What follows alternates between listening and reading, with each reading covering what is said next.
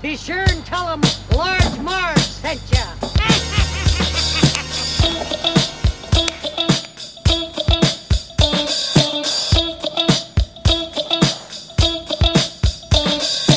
In the 90s, we were just teeny tykes. We rented movies and our bikes. We wanted to be DJs, but we were just teeny gals. So we went off to college and we remained as pals. 20 years later, we're still watching flicks and we're bringing you the feedback bit by bit. Sweety and Sweety are here to say it's the Large Marge Santa's podcast. Hey,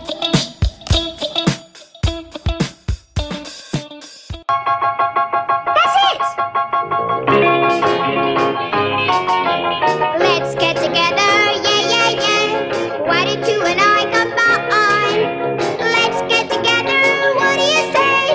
We could have a swinging time. We'd be a crazy team. Why don't we make this scene together? Oh, let's get together. Hey guys, welcome to the Large Marge Santa's podcast, your favorite podcast where two Sweety sisters talk about their favorite flicks from childhood. I'm Sweety. And I'm Sweety.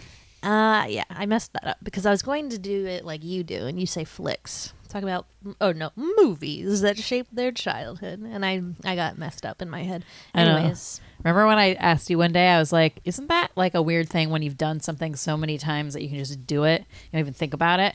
But having to think about what you say, like not in the moment, like I couldn't do it's it. weird. Yeah, it's super weird. I don't like it.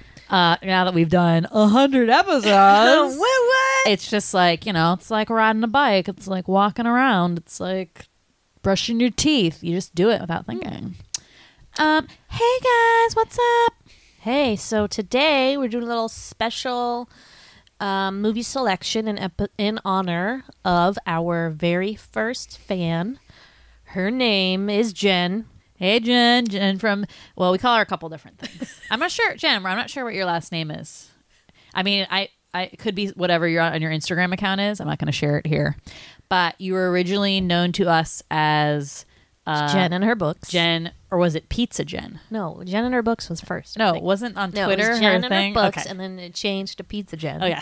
which was just pizza emojis. Right, But, right. But she was our first fan. First She fan. found us on our Chipmunk Adventure episode, Yes. which was amazing, first of all, because we didn't think anyone else really saw Right, that movie right. except us. But she did, and she loved it, and she's really there. been our kindred spirit movie person. Our first one, like right out the gate. Now we've had a lot more people kind of connect with us and be like, wow, like you guys watched all the same movies we did. But Jen was like our first fan. And we love her to pieces. And we decided to do a little, it's our 100th episode week dedication to her. And a special movie because not only does she like this movie, but it's super relevant to her life right now because she just had twin babies a couple weeks ago. So congratulations, Congrats. Jen. Yay. So awesome. I've been following you on Twitter and all the trials and tribulations of your little twin babies, and it's really, really entertaining to like read all that stuff. So congratulations again. Yes, but don't you split those twins up, Jen. Yeah. You hear me? Don't Do split not those do trends. that. Learn from the Parent Trap. The Parent Trap.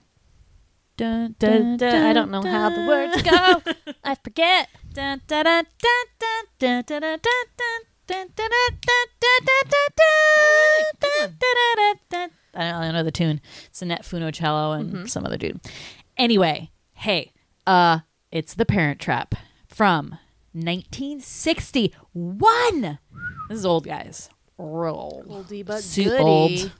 But starring one of our favorite actresses from childhood, the old movies we used to watch as kids, these Disney Channel original movies, or Disney original movies, which were so great. Hayley freaking Mills. Yeah, although I actually honestly don't think I've seen any of the other movies You she's have. been in. You just don't know. No. I wouldn't ran them down remember. for you. Okay. Pollyanna, where I never saw she goes out on the tree to like rescue a cat or something and falls and breaks her leg. You don't Sounds remember like that? that darn cat. Okay. That darn cat. Don't know the plot of that. I think it's like it does not it's contain a cat in a tree that she goes out to rescue. No. Okay, strange. The Moon Spinners, which is this like great one where she's in like Greece. So good. Oh my I God. don't remember that. Summer Magic, which I've actually have seen only like a little bit of that. My old roommate Tom like randomly was obsessed with that. He was a boy, but his mom made him watch that all the time, and him and his brother had like all these jokes about summer magic. So anyway, Hayley Mills, basically the darling of Disney in the 60s. She did a ton of movies. And then, our generation probably knew her then much later, as Miss Bliss. All right. Durr.com. I forgot about that. Yeah, so before Say by the Bell was Say by the Bell, it was Good Morning, Miss Bliss. And it was like a whole different set of kids, except for Zach. Wasn't and it set in Screech Indiana or something? and Lisa, maybe. Yeah, and then they changed it the next season, and she was just gone, and the school was Bayside, and no one ever called attention to it. It was really strange. But that was that. And yeah, which is funny, too, because the third Parent Trap movie features Tori from Say by the Bell, who was like a weird sub-in for Jesse / Kelly Right. Midway through the series. So strange connection Yeah, there. it's a crazy connection. But yeah, so they made like a ton. They made 2 sequels from this movie, still featuring the same like Susan and Sharon that the original have. And then if you're our age or probably a little younger, you probably also finally remember the remake with Lindsay Lohan, which is actually a pretty decent film. I love that movie, and I watched it today before this one. I kind of like it better. You are a slut. And I'll explain why. It's a great remake, I'll say. I will give it Yes. as many props as I'm able to give it because I don't believe in remakes, but I think it is one of the better ones. I thought all the casting was really good. It's a sweet film. They did good callbacks to the original. I don't know. I think it was a very well done remake. Yes. And one that, I mean, you're always like, well, like, is a remake like necessary? But it's like a pretty cool little story, and I think a reason why that remake could be necessary because it's like a little bit more technology goes a long way with like when you're using one actress in the place of 2. Right. And yeah, and I just think a lot of this movie is dated and not in a positive way. Like there's just a lot of like digs on being a woman, like feminism and stuff that I don't really agree with. So I do understand the need to remake it, I will say. But we can talk about that later. I'm like usually the one that has all the feminist hot points, and I was like completely blinded by nostalgia. So I'm excited to hear this intense discussion about. It's not intense. It's just like little things here and there. Your little things here and there. Your little things here and there. Thank you. But yeah, so I mean, we'll talk about it. Let's chat about it. Let's right. chat about it, guys. All right. It's time for the Sweety synopsis. Yeah. Sweeties. Let's get together. Yeah, yeah, yeah. We can do the Sweetie synopsis. Good one. Susan and Sharon are separated not at birth, separated a year after 1 year they were old. born, twin sisters. And as luck would have it, folks, they were sent to the same damn summer camp. What are the odds? We don't even know where this summer camp is. Where is this summer camp? I don't know. In the remake, it's in Maine. Oh, okay. Well, So- they live on opposite coasts, so I'm assuming maybe it's in the middle. No, I'm assuming it's on the East Coast Oh, because she Sharon drives. drives Yeah. from Boston. Totes. So, I bet it's Maine. yeah. So New they're Hampshire. at Camp Inch, and name which is an for a all girls, camp. an all girls camp. And they meet there and are very struck by how similar they look alike. Which, hello, you're the same person. So, like, I know, and I always think of that. Like, if you saw someone that looked just like you, I don't know. If Have you ever seen someone who looked a little bit like you? Well, there's in high school, everyone was obsessed with the fact that me and this girl Ariel looked alike, and I was always like, no, we don't, because you don't look at yourself like in that way. Like, you don't see your face every day. So Yeah. it's hard to look at someone and be like, yeah, you look like me, because I'm not looking at myself all the time. Like, I know what I look like, I but look do at you my know what face you every look day. like So, in the public space? case in point, I went to this party a couple years ago, and I ended up seeing this girl numerous times because the person who held the party, it was like her birthday, and then she got married, and then so it was like all these different events we were always at together. I was kind of drunk, but like this girl shows up and she looked exactly like me. So after a couple beverages, I went up to her and I was like, so this is like a little strange, but I think you look just like me. And are you my twin sister? No, just kidding. I didn't say that. But it was super creepy. That'd be so fun. Because she didn't look like exactly like me, and we had different bodies and stuff, but our faces were like very similar. And she didn't really see it, and I was like kind of offended. And I was like, wait, do I have like face dysmorphia and think I look like something else? I don't know. I just think it would be weird. Yeah. But anyway, so they kind of start off their camp journey hating each other. They get off to a bad start because Susan is a bitch. Yeah, I just don't love. I hate Susan. I don't know. Like, well, I said when we were watching this, I do really applaud Hayley Mills, the actress, for being able to like really deliver two separate characters on screen at the same time, even though she's like this one actress. So I think she had to make Susan over the top to like make it so there was like a differential in their personality.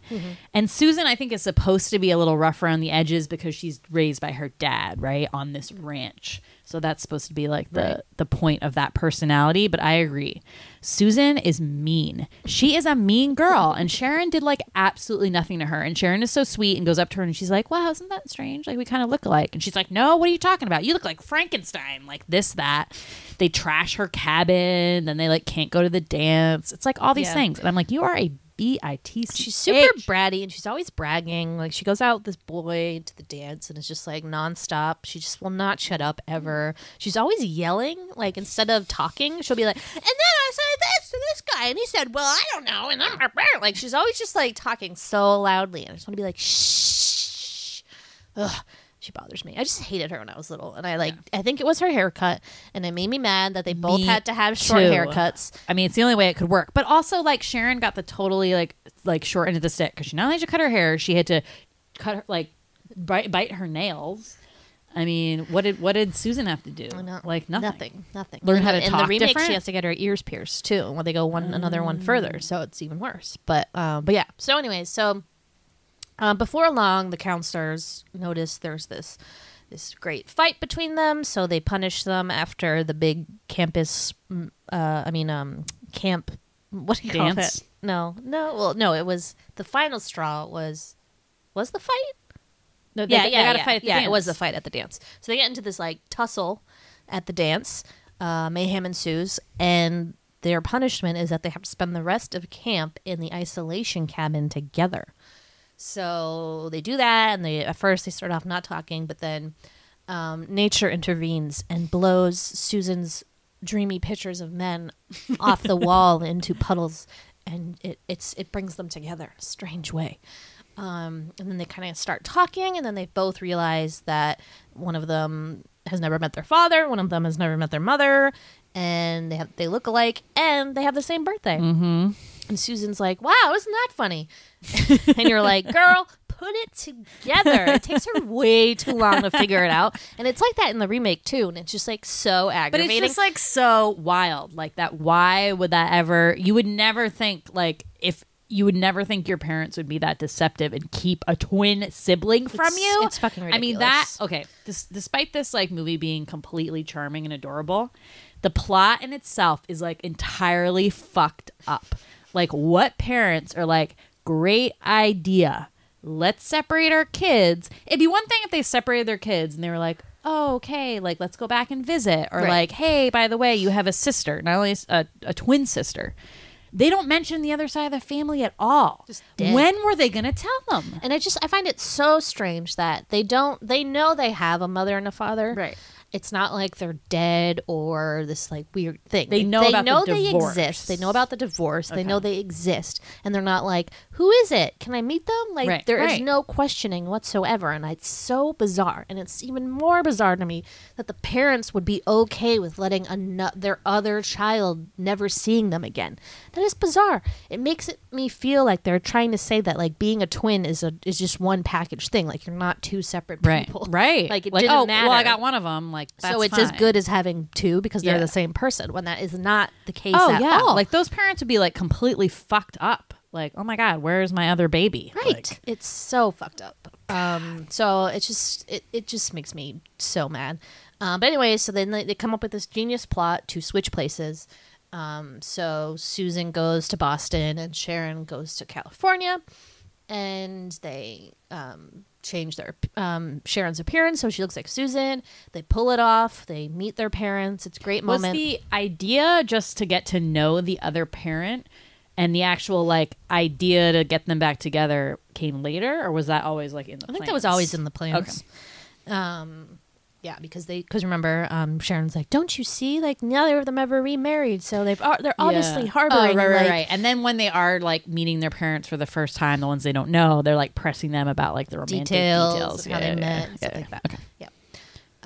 So that happens, but then plans don't go quite according to plan. Yep. There's a Things hitch in don't the go plans. quite according to plan. Because of course the fucking dad, it's always the guy. That's one little feminist thing I'm a little bit about this movie. So Susan goes out there, exciting. She's on the ranch, getting to spend time with her dad, and her dad's like, "Gotta tell you something, BT Dubs, I'm engaged." Sharon's on the ranch. Sorry, Sharon. And she flips out. She's like, "Damn, this whole plan is gonna go to waste if like we can't really break up this marriage." So the dad, Mitch, who's probably like in his 40s, let's say, is engaged to this bitch, Vicky, who is supposed to be this like younger woman, but she looks ancient. She looks so old to me. She's like gray hair. She was old. Yeah, I don't know what is up with that. And that's what's so weird when they keep being like, she's a child. I'm like, she looks 50. She looks older than him. So that's like kind of strange. So anyway, so there's a whole thing about her being much, much younger. So that's like initially why they are like not into the marriage. And they just seem like a weird pair. She seems like a gold digger. I mean, there's like many factors here. And she can tell she's like totally fake. So Sharon calls up Susan emergency and is like, at this point, they have not told like their parents that they made the switch. They're still like having this little like ruse.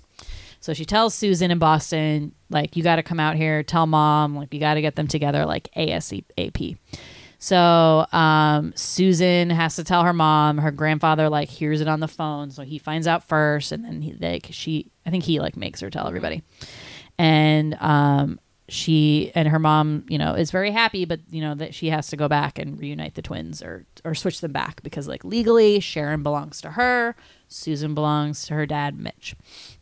So they fly out to California, and things go haywire because Mitch doesn't know what the fuck is going on. Nope.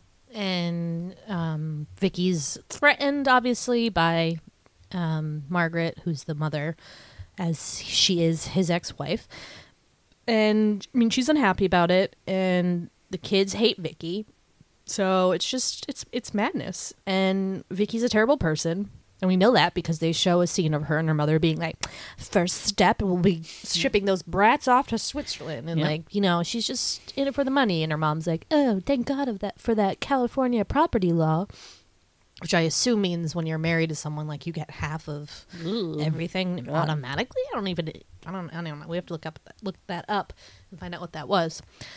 But so the kids try their darndest to get the mom and dad back together. They put on this big elaborate dinner recreating their first date, and they do like a little singing show.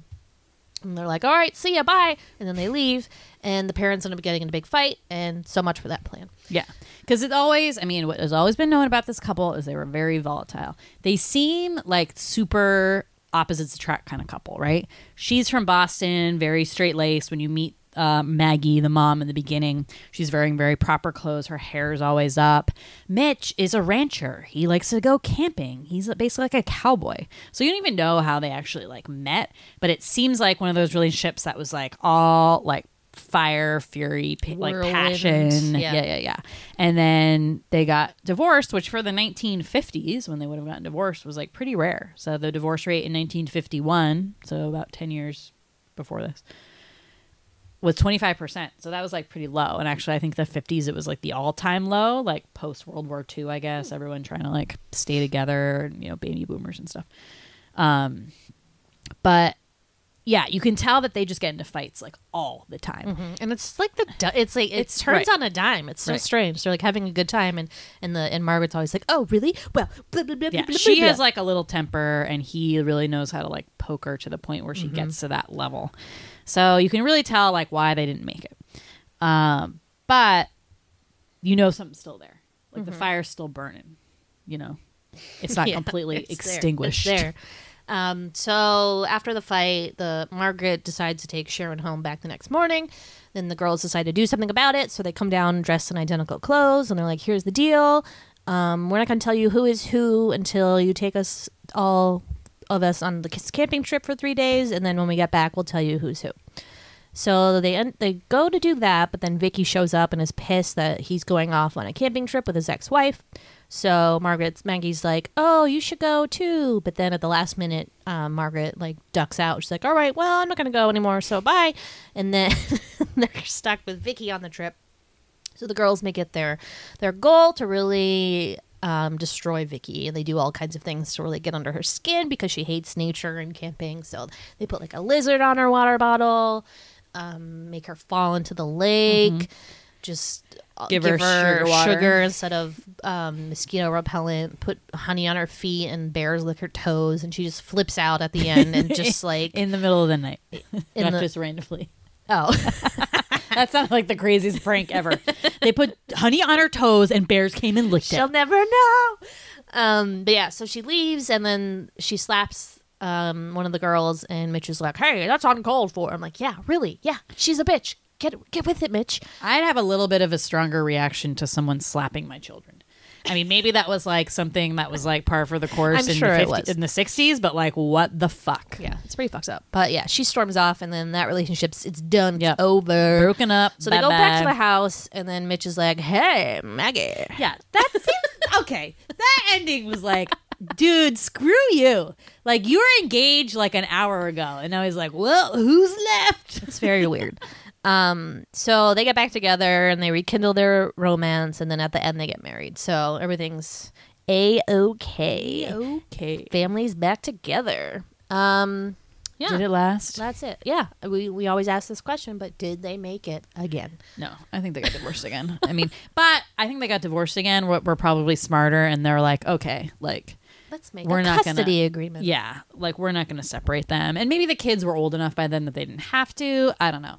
It just seems like, I don't know. I like to think that those couples they seem good in theory and for short bursts, but it's a hard like long term getting into a big fight again. It's storming off. It just seems and like, again, they seem like a little mismatched. Just like, I mean, like, I don't know like how he met Vicky, because again, like, dude, get someone who like likes what you like. You don't marry someone who doesn't like the outdoors when like you live for camping and live on a ranch where your swimming pool is like a pond. That's why in the remake it makes much more sense, because they own a vineyard, so he has like clear money. Okay. And she does PR and meets him when he hires her to do PR, and that makes sense. But why does Mitch in this movie have so much money? Like the maid Verbena says like he has $1 million at one point. I'm like, what? What is on that ranch? Yeah, I don't know. It's like he just owns all that land, and I don't know. No, I'm so confused. Unclear. But I don't know if it was just like the time period, and that was just the kind of woman that was around. This very like feminine woman who like can't stand the outdoors and doing anything physical. Is that like some sort of? It's not like a trope, but just like how it was. Mm-hmm. Because, like, dude, find a lady who likes the outdoors. Is that hard? In the 60s, probably. Yeah, that's what I'm saying. Like, and even, like, Maggie, like, she, like, rolled with it, but she was pretty, like, not into that Here's stuff. a hot tip for you, Mitch. Trot your little booty on over to Camp Inch. There are several camp counselors that love the outdoors. They might be lesbians. They might not be into you, but it's worth a shot. It's worth a shot. The one. Oh no, that's the remake. Forget it. Okay, so I'm going to get confused throughout this entire podcast today. What? No, I wanted to compare it. Jesus. Anyway, so what I remember most about this when I was little are two scenes. Mm-hmm. A, the dress cutting scene at the dance, where to get back at Susan, Sharon and her friends cut out a giant like square in the back of Susan's dress, and she goes back out there like with that open, and she's wearing these terrible white granny panties, and it's just like, sorry, I didn't want to say panties, and it just I'm so upset.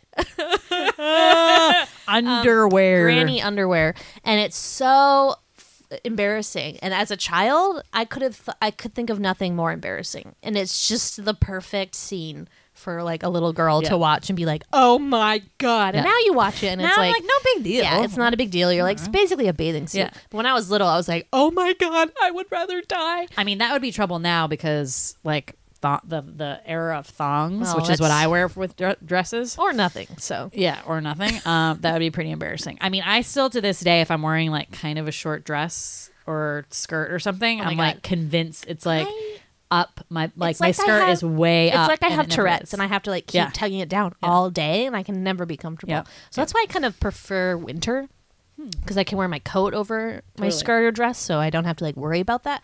And whenever that spring season hits and the first time I go out without a coat on, it's so scary for Yep. me. I'm always like, or, oh or the God. wind. I'm in a very windy wind. area now, and I had It's the so devil. many little mistakes this summer and spring with my dress blowing up. Oh my God, one was like it was like a super windy rainstorm, and normally if it's windy I'll like hold my dress down and that pretty much works, but it was like downpouring as well, so I was holding my umbrella. So I'm like holding my umbrella and this wind just like whisked up and like literally my dress was like over my head blown up. I had a thong on and I was at a stoplight, so there's all these cars like and I was just and you just have to laugh. Yeah. I mean, what are you gonna do? Like, Yeah. oh, you saw my butt, like grand. Good, You're good day for you. Yeah, you're like, welcome. Best You're day of your welcome.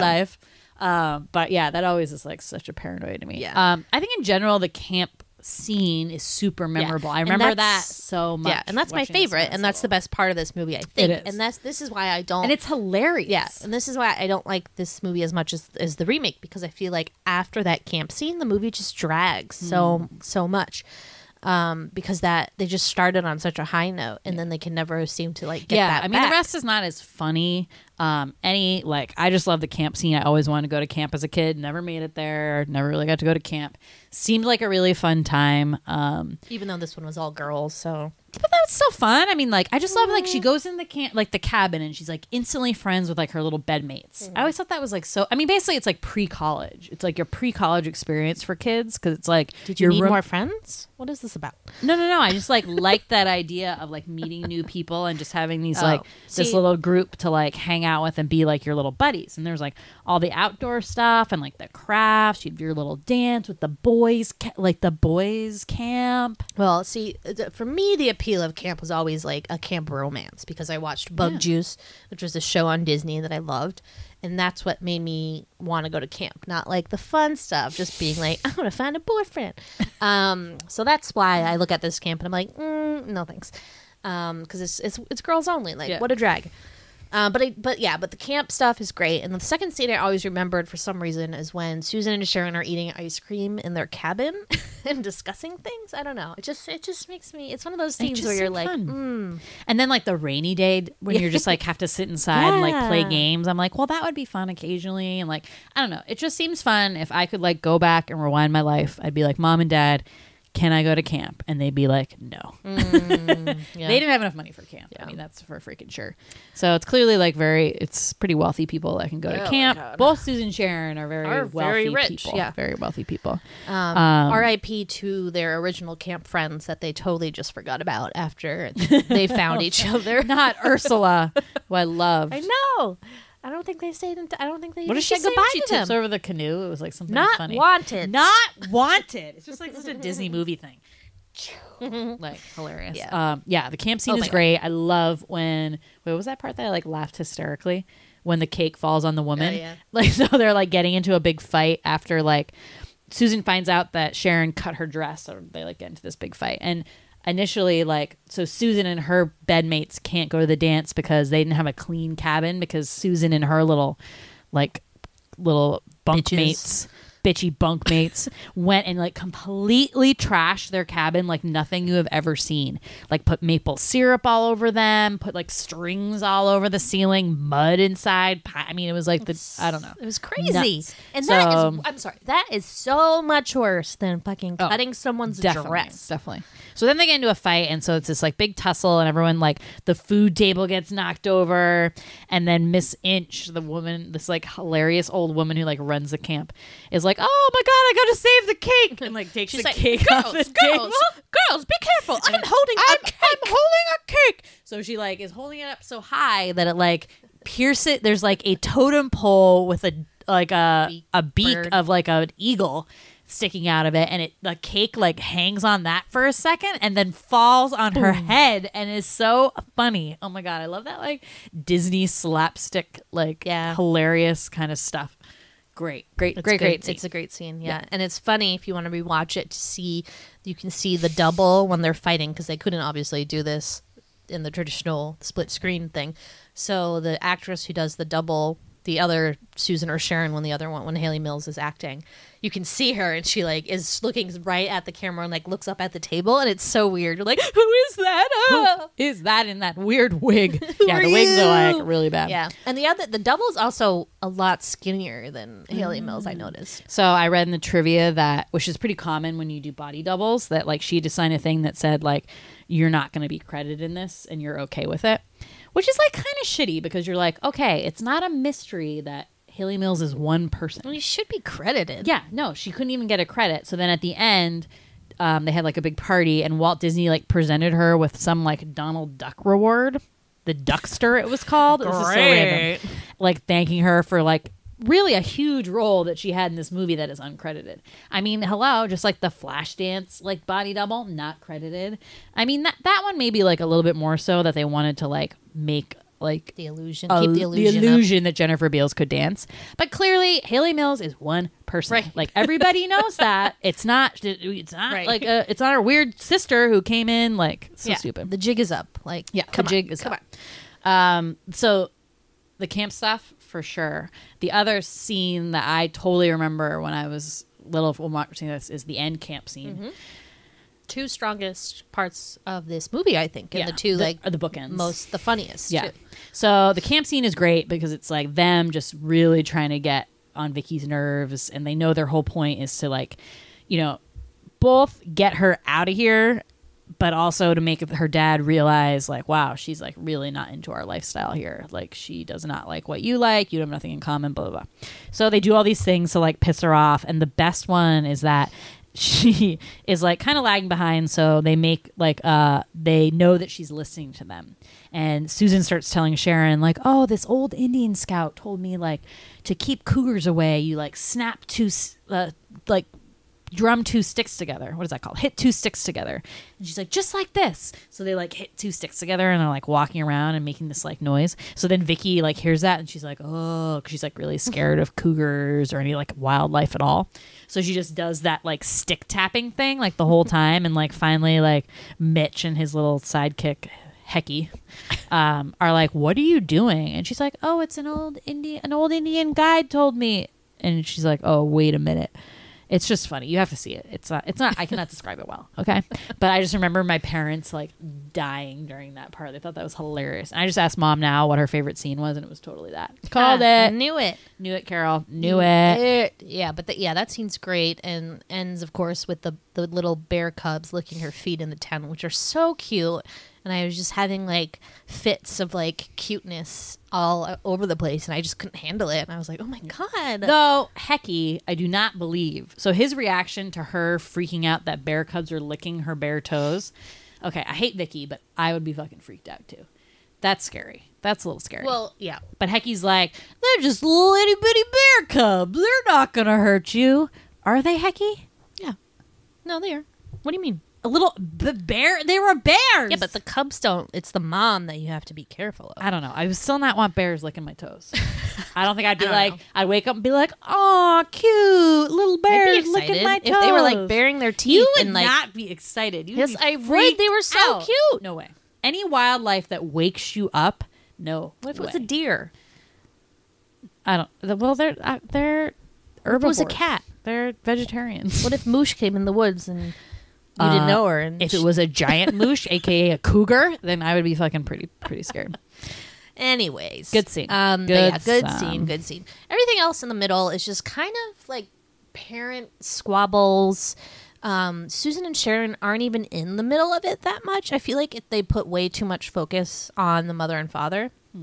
And it's so boring. And I remember as a kid just watching the camp scene and being like, all right, well, I'm done.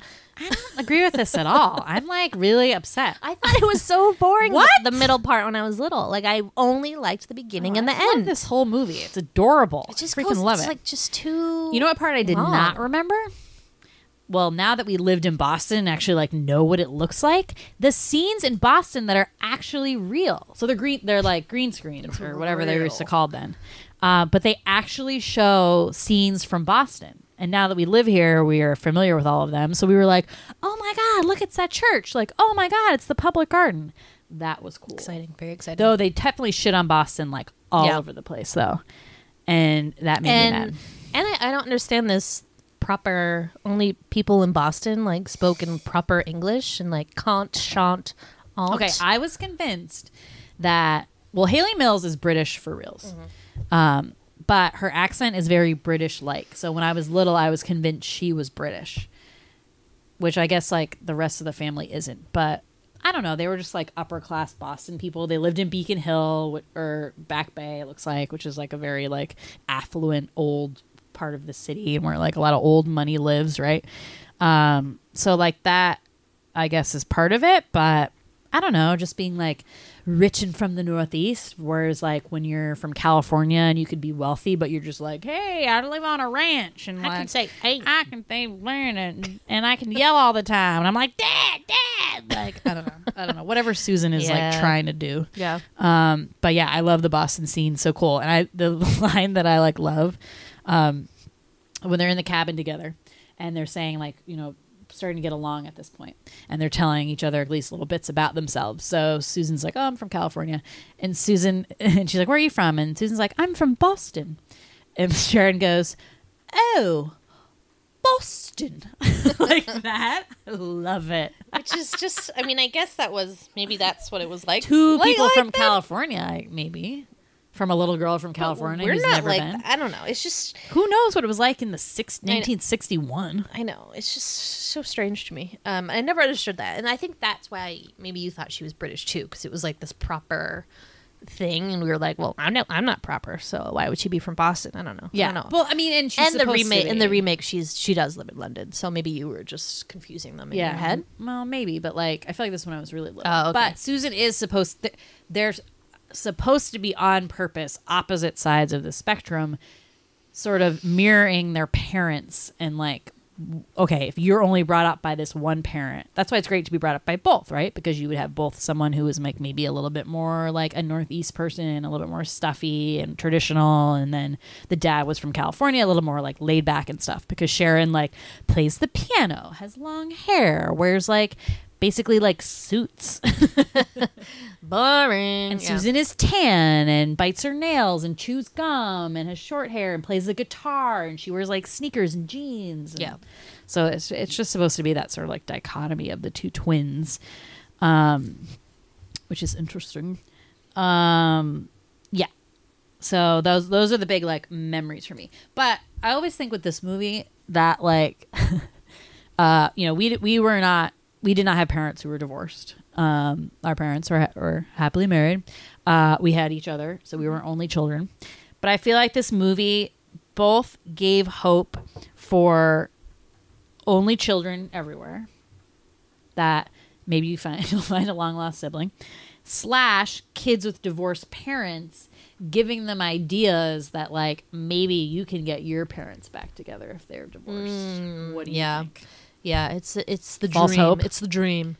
But Great White false Hope. Yeah. And like every modern day interpretation of this, I remember there was an episode of New Girl where she's like, I'm going to parent trap my parents. Oh my God, that's a great and episode. it just doesn't work because you're like, right, because it's not a movie. And it's not just Mitch being like, well, now I'm single. I guess I'll get back with my ex-wife. Like, it's just very bizarre. But yeah, like literally that never happens. No. I don't think. No, Right? people. No. I mean, I'm sure it's happened sometimes. Sure. Like Richard Burton and Elizabeth Taylor got divorced and then remarried. They were very similar, though. Very like fighting all the time. Yes. Very like fire and water. But Fire and water. Ice, fire and ice. Water is like ice is frozen water. It's like basically the same thing. But yeah, I always thought about that. How like I think like I said, like we didn't have divorced parents, but if I had a divorced parents and I watched this, and I'll be like, yes, it's gonna happen. Yeah. Yep. So, what was I going to say?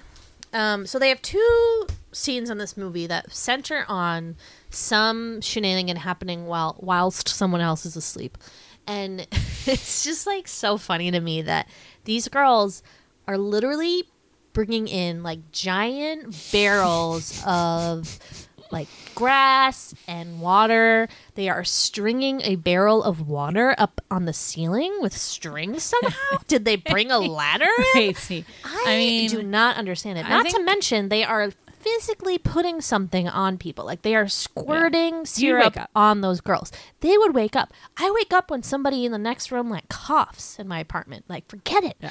I would be up in a second. Maybe everyone was just really heavy sleepers in the 60s. I mean, I don't know what's that's about, but yeah. And then in the last part, the honey on the feet, and the same thing with Vicky. Now in the remake, the end is different because the version of Vicky in that takes a sleeping pill, and they drag her inflatable mattress out onto the lake, and she wakes up in the middle of the lake with like a bird pecking at her like face. Which is so dangerous. And wait, well, I guess would you wake up if you rolled off into the water? I hope so. Yes. I don't know. Water definitely wakes you up. Okay, good. But yeah, that makes a little more sense. But actually, in the remake, it's even worse, the cabin part, because they do even more shit. They put shaving cream like in the pattern of a wig on one girl, and like she's like stuck to the bed because the shaving cream dries, remember? And it's like, what? Yeah. Like, okay. It would never be able to happen. It's just for the sake of the film. But that always bothered me. It always bothered me. I'd be like, what? No way.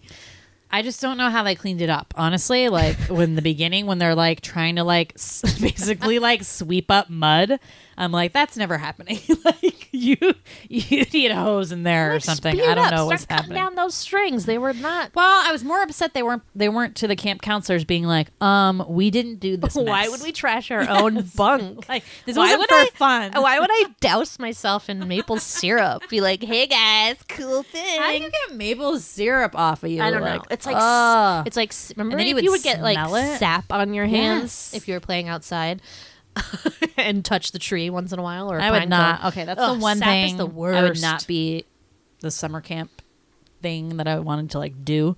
I would never be into the prank part of it. If that's like part of summer camping, no, thank you. That's frustrating. Yeah, to me. I don't know if it is. I mean, I think it's like a boy girl prank thing, in modern times. Mm-hmm. But this is because they had just like a problem with each other. Yeah. So I guess that makes sense. But yeah. Okay, question for you. Mm-hmm. Would you rather be Sharon in Boston with the mom or Susan in California with the dad?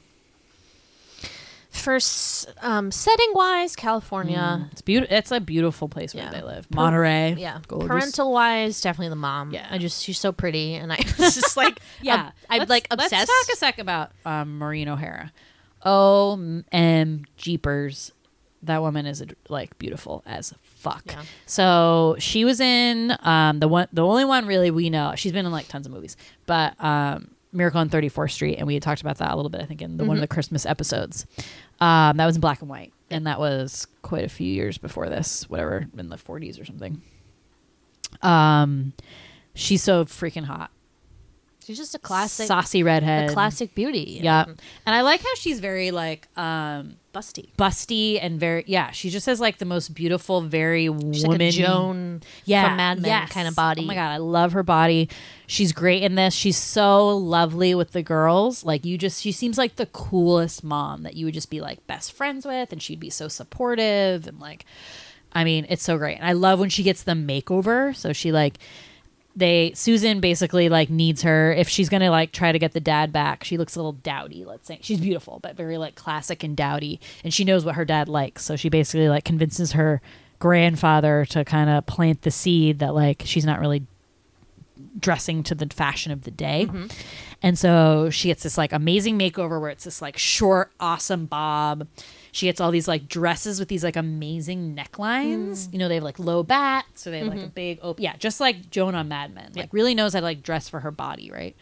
Oh my God, I love her. And she's just so fun in this. She's funny. She's like adorable. Everyone just like loves her. Love that Loved bitch. her. Yeah, I've talked about this before, but I was obsessed with pretty people when I was little. So I just was like, I only want to be with the mom. Still are. True. Yeah, I don't know, like that difficult call though, in terms of like, well, I mean, there's no way you can make that decision. If I was like, would you rather be like, if this was like a real life scenario and like we got split up and like you either like went with mom or dad, like who would you want to live with? I don't know if you remember this. I'm sure you do. But you would always be like, because we have different godparents, and your godparents are Kathy and Mike, who we love, and our mom's sister Kathy, and mine were my dad's sister Joanne and her husband George, who we liked, but not in the same like friendly, exciting way that we loved Kathy and Mike and the Contis. So Emily would always be like, if mom and dad die, like I'm gonna live with the Contis, and you're gonna have to live with Joanne and George. And I'd be like, what? I don't want to live by myself. And I would be so upset about it, and you would make me cry every time. It's so sad because like while I was so nice to you for like so much of our lives, I did have like slight little evil streaks where I would like say horrible things to you, and I really apologize and I'm sorry. And that is just honestly like the role of a big sister. It's just like what you do. Yeah. And I'm sorry. It's okay. But I think like majority wise, I was pretty nice, sweet to you, right? I mean, I could come up with more things, but yes. Yeah. But like majority wise. Yes. Yeah, that was, I mean, I think honestly, like I got all those ideas from the movies. Okay, clearly we've watched too many, as you see from this podcast, but like I got a lot of ideas of how to be a bad big sister from movies. So, jeez. Yeah, better watch out. God. But like, I mean, it's interesting though. Like, I don't know if, okay, I would never want to make that decision, and I don't have to, thank God, about like who you'd rather spend time with. But like, I don't know if as like a woman, how that must be like to like never have met your mom. You know what I mean? I know. And that she exists somewhere. That's the part that just really bums me out. It's not like they never talked about her. She exists. I don't know. It just really rubs me the wrong way. But I mean, Michelle on Full House never really met her mom. Right. So same thing. And there's a whole episode where she's very confused about it and tries to set her father up, Danny Tanner, with the kindergarten teacher who is this like old woman. And it's hilarious. Yeah.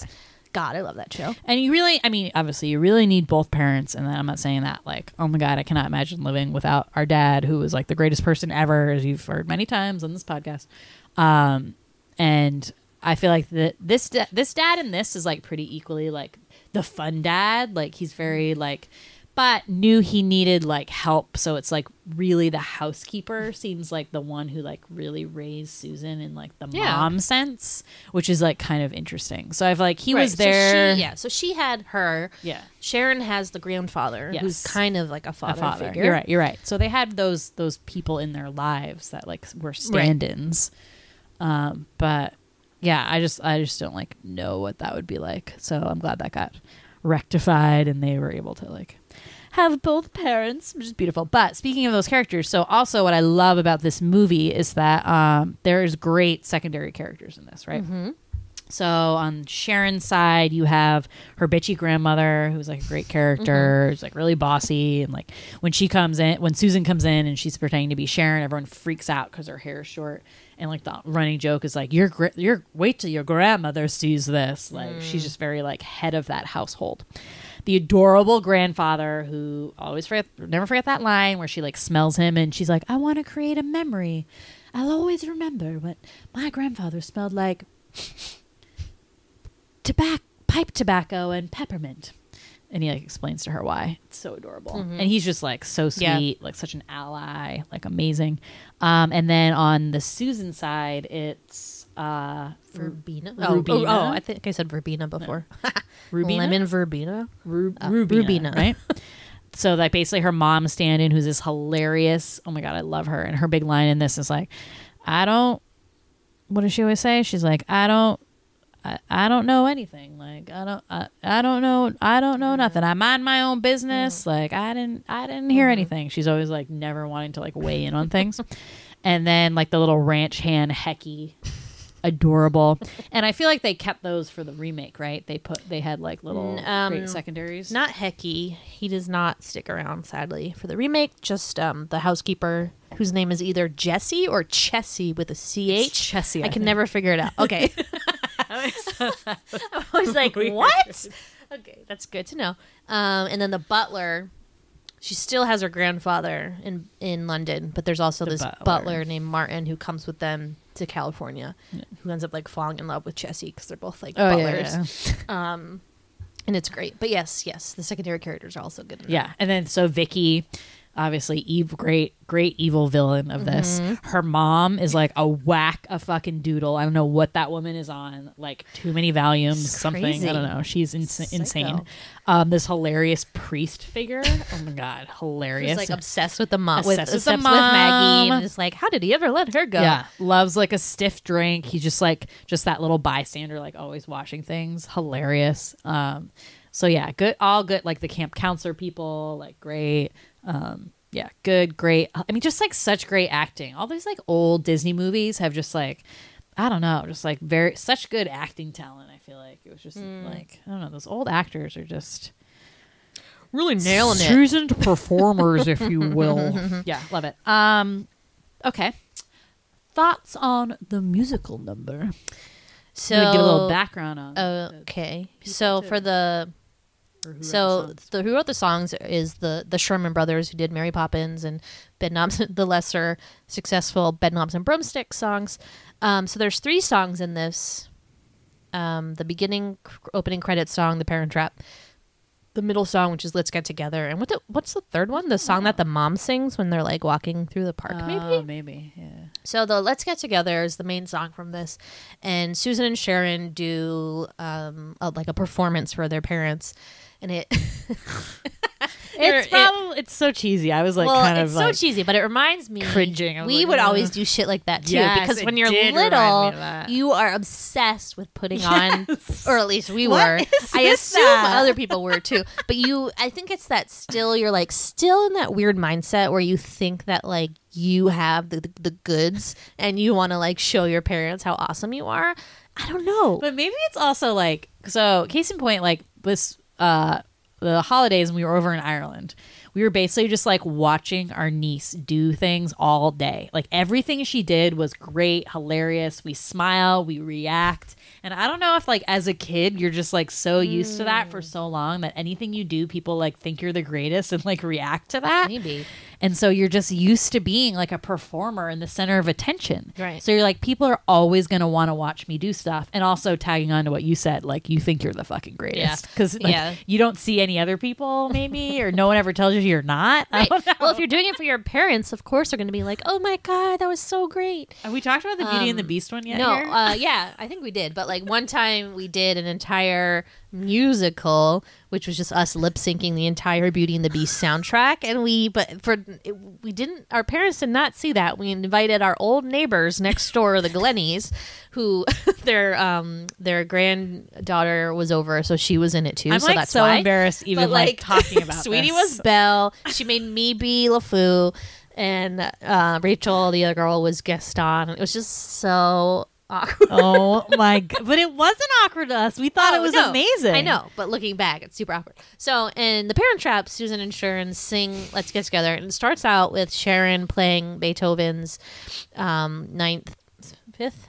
One of those symphonies, the one that's like dun dun dun dun, and then Susan like storms on with this like giant grandpa sweater and a guitar, and is like, "What are you doing? This is such a drag. Let's play something fun," because she's the fun one, you know.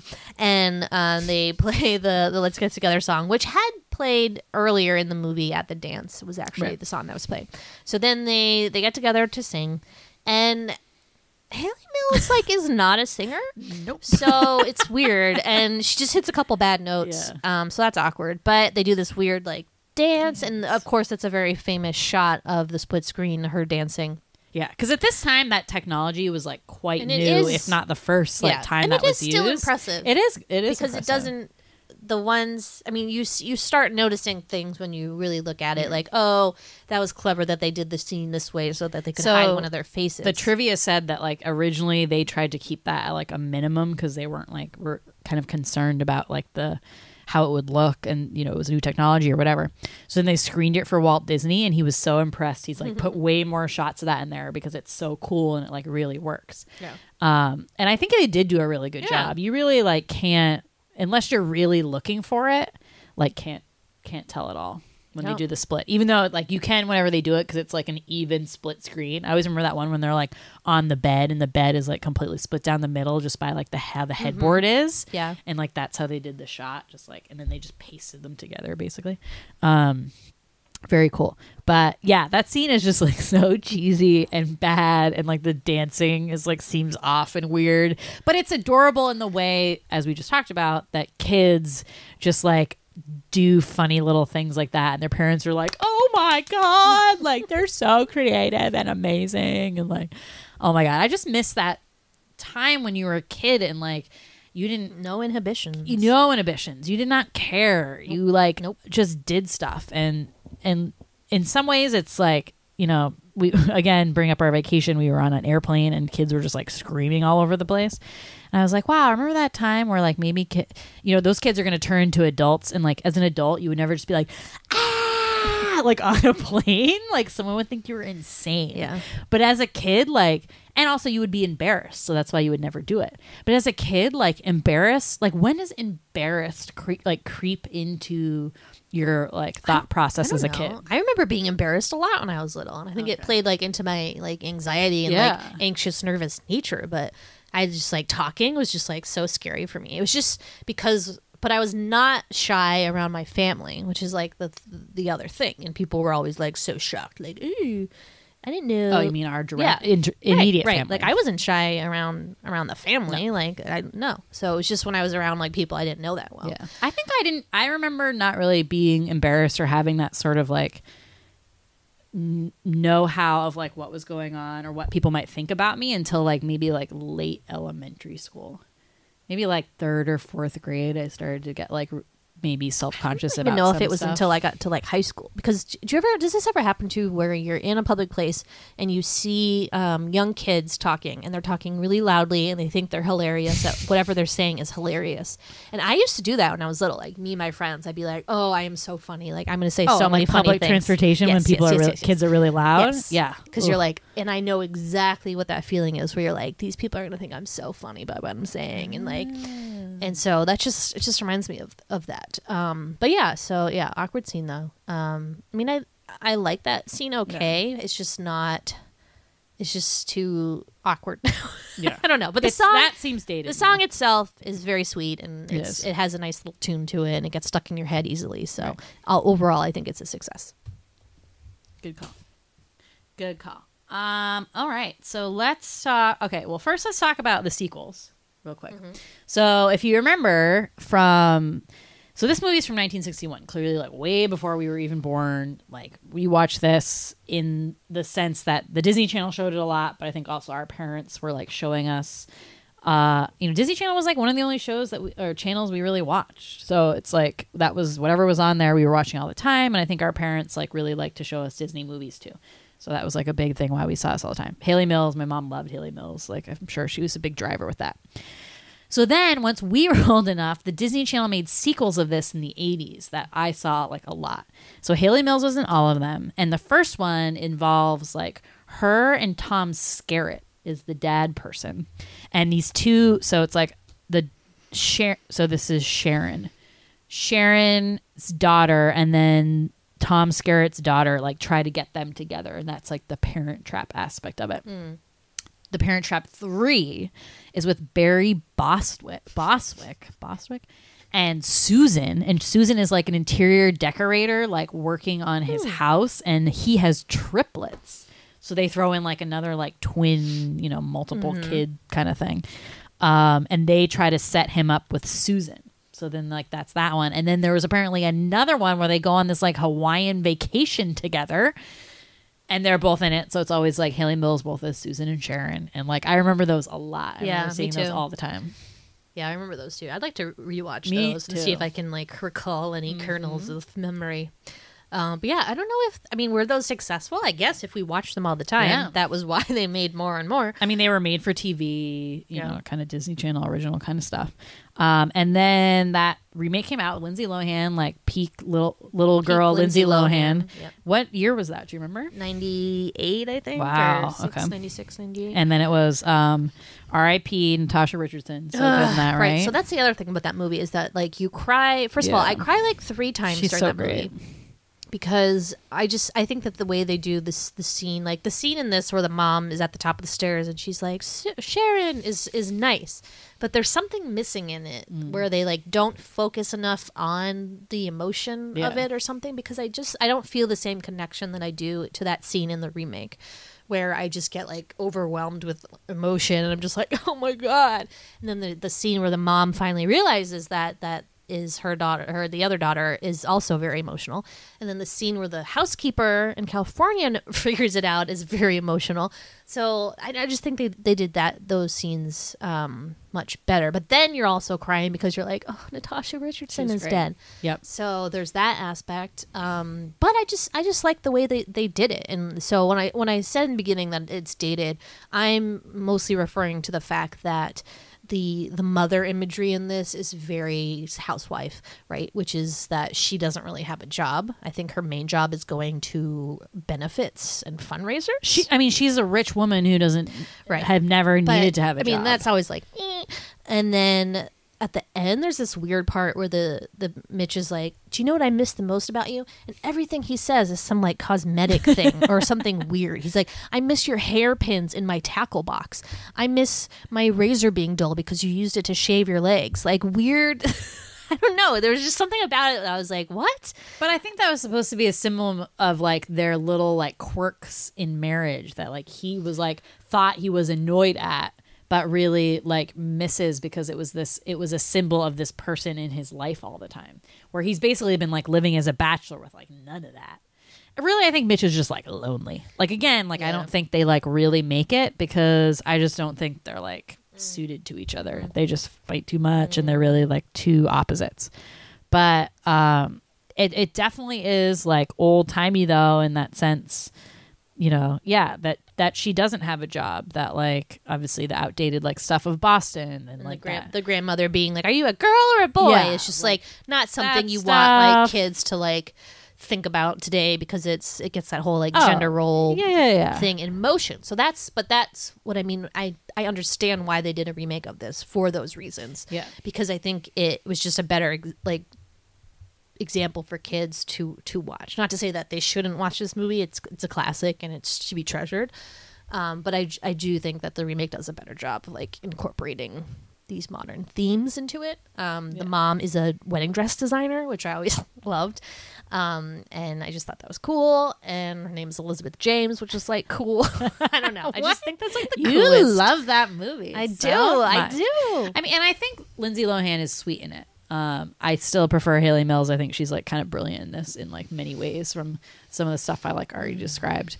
But as far as like Lindsay Lohan, the Lindsay Lohan canon, I think she does a good job in that. Oh, you yeah. know, that and Mean it was Girls before are she good. got terrible, so yeah, it's a win. And she was still like really you know what's sweet. interesting is that they didn't do a musical scene or a musical number in that movie, and she can sing, so that's weird. That they didn't hop on that bandwagon, but yeah, I love it. Whatever, they're both on Hulu if you would like to watch either of these I kind movies. of want to watch that second one now. So yeah, Cool. good times. Yeah, I love all these old. Dennis Quaid is the father. Yeah, Weird. interesting. Sweety alumni. What? Sweety alumni, yeah, into space, yeah. Shout out to some real twins we know. Real twins. Yeah, how many twins do you know? Just the twins I know. Personally, I mean, I know triplets. I know I went to high school with twins, just one set, I think. No, 2 sets, a boy and a girl set, and 2 girls. Yeah, and that's I went to school with identical twins. They were so identical to 3. me. I knew 3 sets of twins. Wow. Okay. Well, not like close, but Yeah. But you were always usually friends with one of them. I feel like in school. No, I was never like, oh, that's I don't know who that is. Like, that's not a thing. So one of my really good friends is an identical twin. Hey, Erin. It's her birthday today. Whoa. Her and her twin sister, Jen. Didn't plan that. HBD. Happy birthday. Awesome. Yeah. they're amazing. They're really fun twins. They're like they're a little bit fire and ice. Yeah. Ice twins. They're very different. But yeah. I love them. And they do look really different to me, but people still, I remember I was at a bar with Erin and some woman comes over and like starts talking to her like it was her sister Jen, and she had to like interrupt her and be like, oh, hey, sorry. But they have totally different hairstyles. They do have different So hairstyles. that's why it's like, yeah. So if you do like if you know them at all, like like it would never be like a question, but it's just that thing if you like don't know the person. I grew up with really good friends that were fraternal twins. So that's like a whole different story. They look nothing alike. Were literally blonde and one had dark hair. What up, Sarah and Liz? What? Yep, Sarah and Liz. Love you, miss you. Who else? What are my other twinsies? This crazy thing, and well, this was in like People magazine, but the twins I went to high school with, Becky and Rebecca. Wait, Rebecca and Rachel. That would be crazy. Rebecca and Rachel. They both had babies in the same year and had babies within a day of each other. First babies, same hospital. So crazy. I think. Did they plan on getting wrapped up at the same time? No, nope. It's weird. Nope. And one was kind of early, so it was almost like, oh my god, did her like Sounds twin like something we would do. body would like, your other twin was having a baby, so then like you were just like, oh, and like felt like you would do it at the same time too. Yeah, that's the cool thing with twins is that like there's so many Is cases that a of thing?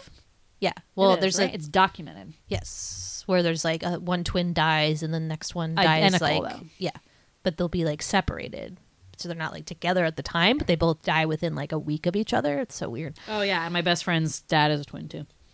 Oh right. So Joe- see, you really, Joe and John. The more you think about it, the more there's tons. So yeah, Yeah. good times. Yep. Twins. And Jen and her books twins. Jen's twins. Who I don't remember the boy's name, but Eleanor is the girl's name, and I'm obsessed with it. It's like totally one of my baby names. You may have so- stolen Emily's baby name. That's okay, but Jen. You can have it. Like I like you that it's much. too late now. Of course you can have it. And be like, listen, cease and desist this child's name. Ugh. But anyways, yes. So Jen, we hope you enjoyed this episode dedicated to you, and we wish you all the best with your two little bundles. And thanks for being our first Yes. fan. We will always love you so love you. much.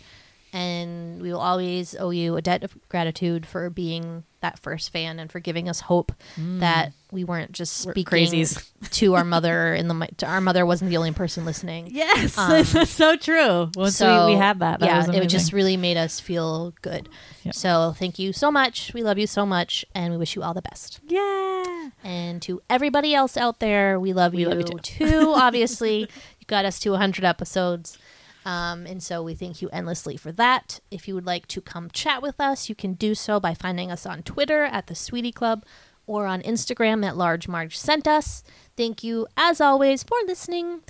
Love you. Love you. Bye. Bye.